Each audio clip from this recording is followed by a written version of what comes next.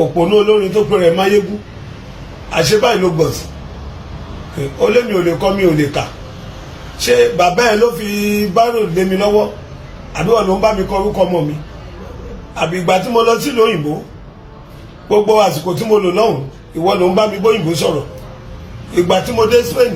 Spanish ni wọ́n ń sọ ń bẹ̀ wọn ò sòyìnbó. Kúnlé Ayanlowo onílù Wasiu Ayinde tẹ́lẹ̀ mà tún ti jáde lẹ́ẹ̀kan sí o láti wá fi àwọn òkú ọ̀rọ̀ tó lágbára ránṣẹ́ sí Kwam1 kí ló ṣẹlẹ̀ tí bàbá yìí ṣe tún jáde wá lórí ọ̀rọ̀ Wasiu Ayinde. Bàbá yìí ti wá tẹ́lẹ̀ wọ́n ti tú àwọn àṣírí kan lórí ohun gbogbo tí wọ́n jọ ṣe tí lè fi jó láàrin òun àti Wasiu Ayinde tó sì sọ gbogbo nǹkan tó ṣẹlẹ̀ gbogbo bí wọ́n ṣe láwọn fẹ́ lọ ṣàdúrà ń bè kan tó pàdé aláwo gbogbo wọ́n ṣe ní káwọn bọ́ṣọ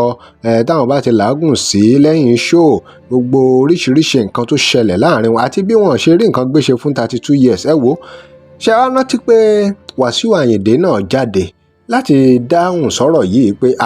ẹ̀yin èèyàn ẹ gbà mí lórí ọ̀rọ̀ arákùnrin yìí òun náà sọ̀rọ̀ èèyàn tí Kúnlé Ayanlowo jẹ́ lórí ọ̀rọ̀ pásítọ̀tì ni àti irú èèyàn tó jẹ́ pé kò tiẹ̀ mọ́kọ kò mọ́kà wípé àwọn nǹkan yìí ló sọ náà nípa Kúnlé Ayanlowo ṣùgbọ́n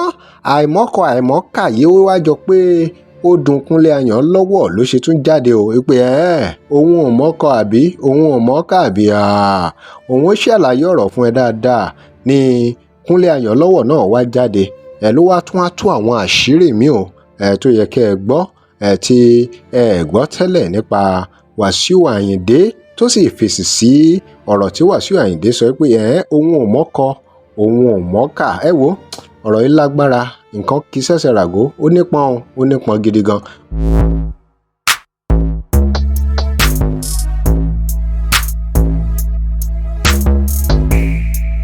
Welcome to CrossBlogX TV. Remember to like, share and follow us. ẹ já wá gbóhùn lẹ́nu Kúnlé Ayanlowo lórí àwọn nǹkan tuntun tó sọ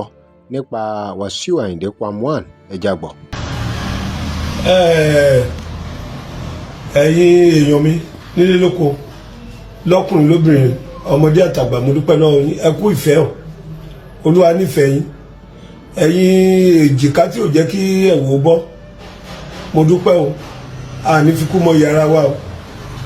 àní bọ́ sọ́wọ́ alágbèédá apanijá yóò nípa yín jayé o ẹ ṣé mo dúpẹ́ ọ̀rọ̀ kan ló máa ń lọ òpònú tó pèrè ní máyégún ó lé mi ò lè kọ́ èmi ò lè kà. Kúnlé Ayanlowo náà ló tún ti padà jáde yóò lórí ọ̀rọ̀ wọn àti Wasiu Ayinde. àbọ̀dún méjì àgbà ọ̀kọ́gbọ́n òpònú olórin tó pèrè máyégún àṣebáyìí ló gbọ̀n sí ó lé mi ò lè kọ́ mi ò lè kà ṣé bàbá ẹ ló fi bárò lé mi lọ́wọ́ àbí wọn ló ń bá mi kọ orúkọ ọmọ mi àbí ìgbà tí mo lọ sílùú òyìnbó gbogbo àsìkò tí mo lò lọ́hùn ìwọ ló ń bá mi bóyìnbó sọ̀rọ̀ ìgbà tí mo dé Spain Spanish ni wọ́n ń sọ ń bẹ̀ wọn ò sòyìnbó ìlú tí mo dẹ̀ ń lù fún ẹ ìlú tí ọ̀rọ̀ pẹ̀lú Yorùbá la fi ń sọ so kò sí ohun tó kàn mí pẹ̀lú òyìnbó ẹni rẹ ló lẹ́nu ìwọ̀fà lẹ́nu ohun tó bá wù ẹ́ máa fẹnu ẹ̀ sọ ara ló ń ta ọ́ àpàlàbá àjíṣòro ẹlẹ́nu ló rán ní iṣẹ́ o ohun tó bá wù ẹ́ máa fẹnu ẹ̀ sọ ọ̀tọ̀ ní ohun tá à ń bí ẹ́ ọ̀tọ̀ ní nǹkan tó ń sọ ọ̀tọ̀ lẹ́sùn tá a fi kàn ẹ́ ọ̀tọ̀ ní ohun tó ń wí ó wá ń wí rádaràda bí ọmọ kú lọ́wọ́ adití ó jẹ́ tètè ronúpìwàdà kọjọ́ tó pẹ́ gbogbo àwọn tó lẹ́tọ̀ọ́ lọ́wọ́ ẹ kó tètè fún wọn káyé tó bàjẹ́ tán torí gbogbo àwọn orí tútù orí gbígbẹ tó gbá lójú ìṣẹ̀dá wọn á bí ọ́ bí bá bí ni ilé ó pòṣìkà máa bá lọ bẹ́ẹ̀ gbogbo àwọn tó lódodo ọ̀rọ̀ lẹ̀ tí wọn ò bẹ́ sọ wọ́n ń ba ayé ẹ jẹ́ ni o wọn ò táyé ẹ ṣe o gbogbo àwọn tó lódodo ọ̀rọ̀ lẹ̀ tí wọ́n ń gúnyẹ̀ mọ́ ẹ lápá wọn ò tún tiẹ̀ ṣe wọ́n ń ba ayé ẹ jẹ́ ni ó bẹ́tà kó tó pẹ́. Kúnlé Ayanlowo náà ló tún ti padà jáde yóò lórí ọ̀rọ̀ wọn àti Wasiu Ayinde. ẹsẹ̀ bàtà mẹ́fà ó wá múlẹ̀ ayé òun mú kókókó òun fún àbí Elédùmarè òun ṣe bí pé ìwọ ló dá gbogbo èèyàn ẹnì kan ò jọ lójú ọba kan ò jọ lójú ìjòyè kan ò jọ lójú wàá máa wo gbogbo èèyàn bíi pé wọn ò jẹ́ ìkankan ó bẹ́tà kókó jẹ́ kí orí ẹ̀ kó pé torí àwọn ọmọ ẹ lẹ́gẹ̀sì kí ló fẹ́ filẹ̀ fáwọn ọmọ tó bá kú tán o kàn ń bayé jẹ́.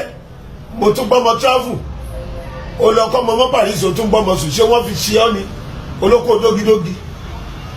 ṣe àfiṣe lọ́rọ̀ ẹni èmi òkè ni mí o má forí sọ mí torí ẹ̀yìn adìẹ ni tó bá forí sọ mí o máa fọ́ ni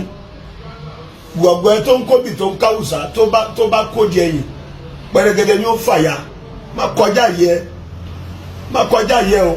má ṣe wérewère ẹ dọ́dọ̀ mi jẹ́jẹ́ mi ni mò ń lọ ṣé o mọ̀ pé mi ò tọ́ ẹ má kọjá yẹ o ìkìlọ̀ lélẹ̀ ìwọ ni mo ní kí n fún ẹ so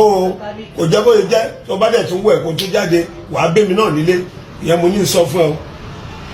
Drop your comment. Remember to like, share and follow us. Thanks for watching.